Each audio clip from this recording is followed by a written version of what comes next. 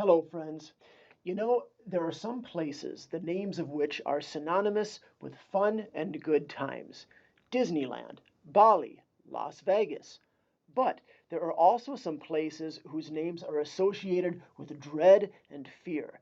Chernobyl, the Titanic, or Country Corral Buffet on Seniors Eat Free Night.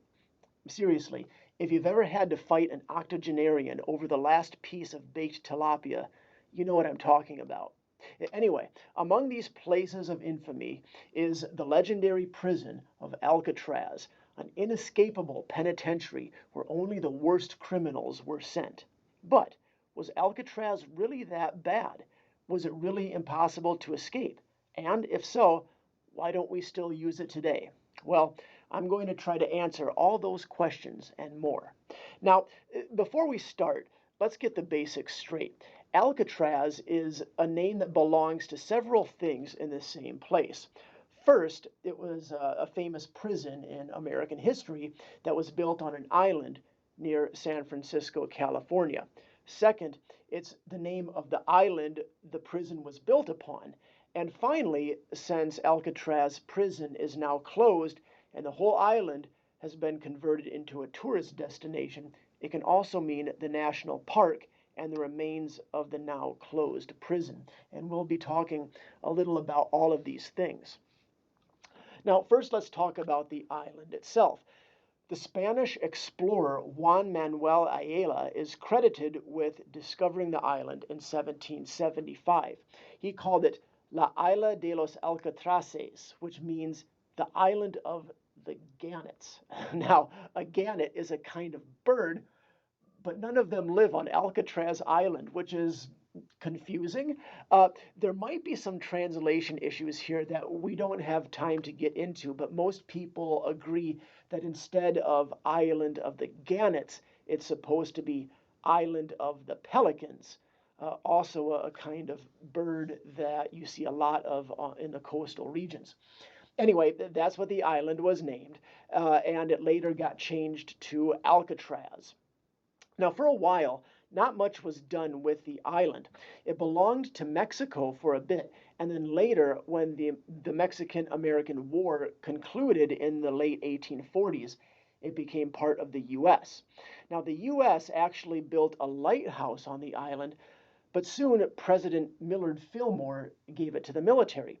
They used it for a couple of things. First, they put a bunch of cannons on it in order to defend the coast from, well, I guess whoever wanted to invade California.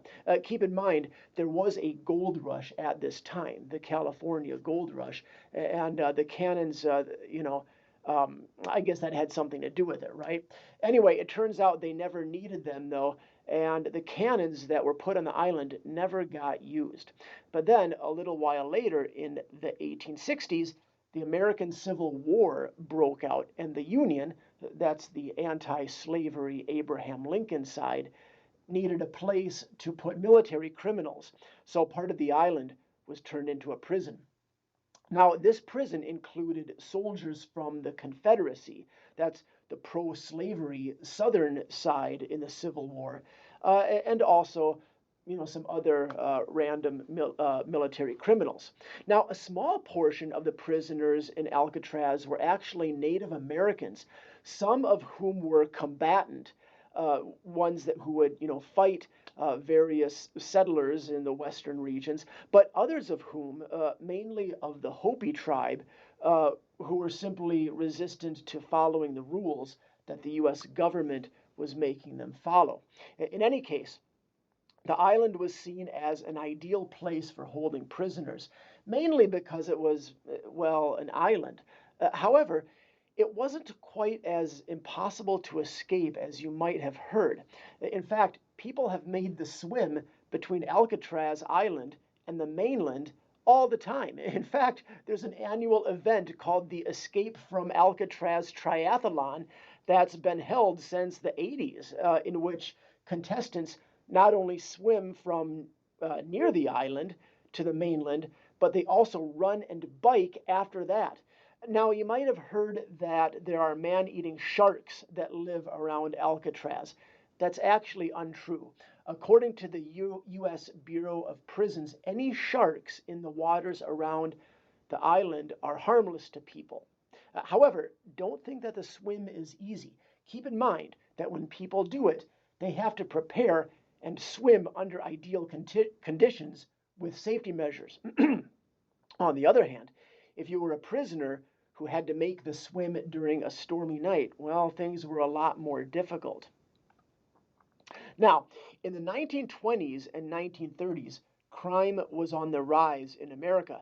This was the era of the gangster, and it necessitated the development of prisons. So at this point, Alcatraz was transferred to the U.S. Department of Justice in 1933 and then opened in 1934, where it became the prison that we know it as in popular culture. So, what kind of people were held in Alcatraz? Like I said earlier, just the name causes a reaction in us. The people in Alcatraz must have been some real bad mothers, right? Like real psychopaths who kill people and then make furniture out of their bones and stuff, right? Well, not really. Don't get me wrong, there were some real bad dudes in Alcatraz. Al Capone was there, for instance. But keep in mind, Alcatraz wasn't intended for people who were necessarily evil, just people who had problems following the rules. A good example is Frank Morris. Morris was placed in prison for robbery and drug possession, but as far as I can tell, he never actually killed anyone, at least according to all the research that I did on him. I couldn't find any references to him committing murder or anything like that. So the reason that they transferred Morris to Alcatraz, well, he had a bit of a habit of trying to escape from prison. Did he escape from Alcatraz? Well, yes, and stay tuned for more on that. Now, another well known character was Robert Stroud, also known as the Birdman of Alcatraz. Now, Stroud was a pimp who had landed in prison for killing a man. Some say this was to protect a female acquaintance of his, others say it was an argument over prostitution money. In any case, killing another prisoner caused him to be transferred to, no, not Alcatraz, but Leavenworth Prison.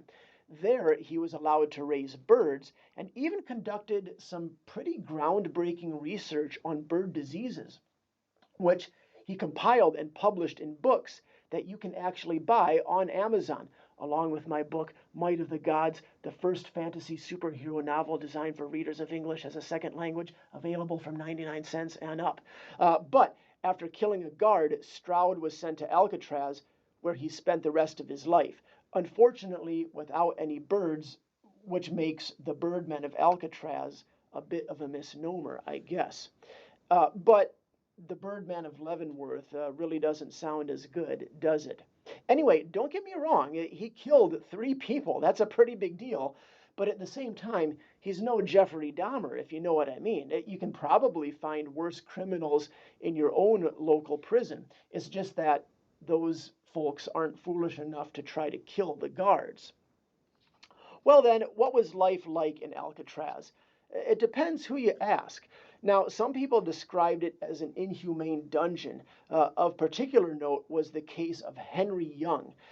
Young was a prisoner who went off the deep end and he attacked and killed another prisoner while at Alcatraz. Now, his attorneys said that the terrible conditions in Alcatraz were to blame for his behavior. And the jury at his trial kind of believed it. And so he was convicted of manslaughter instead of murder. By the way, they made a movie about him called Murder in the First, starring Kevin Bacon. And some critics will say that the details in the movie aren't necessarily accurate to the real life case of Henry Young, who they say that the movie kind of shows him through a much more positive lens, where he really wasn't that good of a person in real life. But anyway, although some people said that the conditions in Alcatraz were pretty bad, others said that they really weren't that bad at all. And some sources claim that prisoners wanted to be transferred there due to the fact that they had their own cells and that the food was actually pretty good. According to History.com, the prison's first warden figured that bad food would result in more riots. Anyway, that being said, Alcatraz was strict.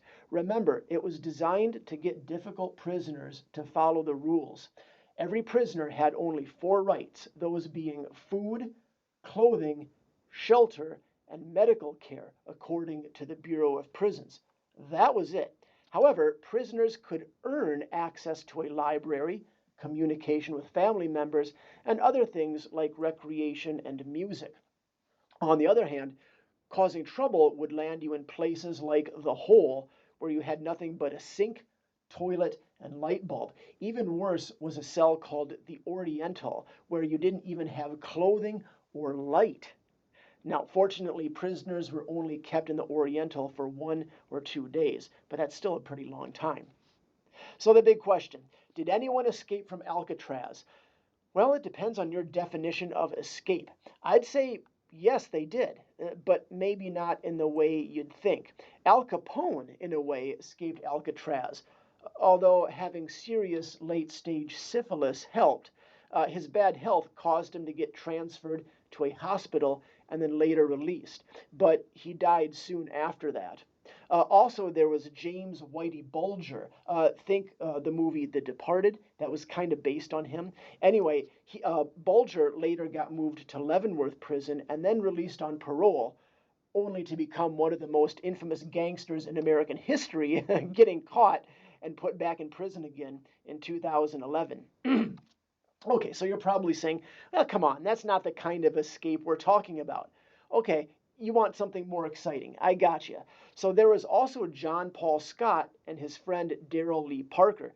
They actually bent the bars on a kitchen window and made it into the water around Alcatraz. Scott eventually made it all the way to the California mainland, but the swim had made him weak, hypothermic, and almost dead, so he got caught and taken back into prison along with Parker, who didn't even make it that far before giving up and being recaptured. Then there was also an incident in 1946 where some prisoners got a hold of some of the guards' weapons, including the guns, and they gained control of the prison for a couple of days before the Marines got called in and ended up killing the perpetrators. This incident was called the Battle of Alcatraz. All right, cool. But did anyone actually escape for good? Well, probably not, but we don't know for sure. Remember Frank Morris, the guy that I mentioned earlier? Well, he and a couple of brothers did escape in 1962, a few months before Scott and Parker. Now, unlike those two guys, though, no one ever found out what happened to them. Authorities did find a dead body on the coast a few weeks later, so most people think that they died. However, others aren't so sure, and some people have claimed to be either Morris or one of the Anglin brothers, the two brothers with whom Morris orchestrated his escape plan. But that's a topic for another day. If you'd like to learn more about their escape attempt, there's an old movie about it. It's called Escape from Alcatraz, and it stars a young Clint Eastwood. Anyway, it's likely that no one truly escaped from the island. So, if it was such an effective prison, why did it close? Well, money. You see, the reason for its success as a prison was also the reason for its unsuccess. Failure, that's what the word is. Now, the fact that it was an island meant that supplies had to be sent by boat, and that included fresh water. In addition, the salt air wasn't great for the condition of the building's walls, and so in 1963, the prison closed its doors. But that's not where the prison story ends. In 1969, a group of Native Americans went to the island and occupied it. The group called themselves Indians of All Tribes, and their idea was to use the island to set up a school and cultural center there. And it actually went okay for about 2 years. But then things started to fall apart. People started to lose sight of the original intent. And eventually, the leader of the whole thing, a man named Richard Oakes, left when his stepdaughter fell down some stairs and died. And that was the final nail in the coffin of Indians of All Tribes' attempt to claim Alcatraz Island. At this point, the government cut off power to the island, and that was that. There's actually lots more to be said about Oakes and the effects of his occupation, but that probably deserves its own episode. Then, in 1971, the island was given to the National Park Service. The next year, it became part of the Golden Gate Recreation Area, and in 1973, it opened to the public. So, can you go to Alcatraz? And if so, what can you do there? Now, I should mention, I have never been to Alcatraz personally, but I have talked to some people who have. Now, first, you need to find a way to get to the island. You probably don't want to try to swim there. You can buy ferry tickets for a boat that leaves from San Francisco. And often there are packaged tours that will include, among their various sightseeing activities, a trip to the island, and they will provide transportation there as well. Supposedly, it's pretty hard to book tickets, so you want to do that in advance. The ferry ride is less than half an hour, and once you get to Alcatraz, you can see the prison and some of the graffiti that the Native Americans painted way back in the early 70s is still visible there. The National Park Service, I believe, also restored some of the original graffiti due to its historical significance. Now, the prison there has been preserved, and it has a variety of exhibitions about the various inmates who were housed there, as well as some of the more famous and infamous occurrences, like the Battle of Alcatraz or the escape that we talked about earlier. Now, all of this information is provided via an audio tour guide, which visitors receive upon arriving at the island. Now, in addition to the remains of the prison and fortress, visitors are free to wander around the island and see some of the ecology in the area before the park closes at 9 o'clock. Frank Weatherman was a gun smuggler and the last prisoner to leave Alcatraz when it closed. He said, Alcatraz was never no good for nobody. Was that true? Well, that's not for me to say. All I can tell you is that it's an interesting look into our past. Thanks for listening, everyone, and I hope to see you again sometime.